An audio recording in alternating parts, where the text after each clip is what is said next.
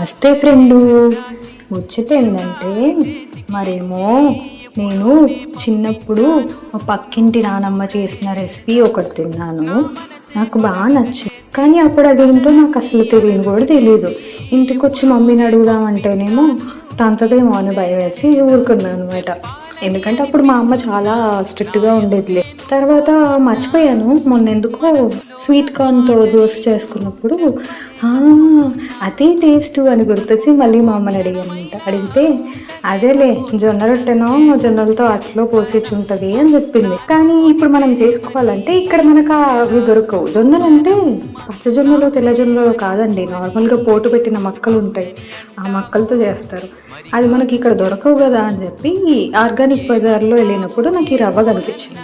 So దాంతో చేసుకుందామని తీసుకొచ్చా, కానీ జొన్న గడక చేశా. జొన్న గడక కూడా చాలా బాగుంటుంది. జొన్న గడక non veg combination ultimate, super ఉంటుంది. చూడండి ఎంత బాగుంటుందో, అసలు చూస్తేనే నోరు ఊరిపోతుంది కదా. ప్రాసెస్ చాలా సింపుల్. రవ్వని ఒక 4 to 5 hours నానబెట్టుకొని తర్వాత సిమ్లో ఉడికించుకోవాలి. సిమ్లోనే ఉడికించుకోవాలి. Boy friend.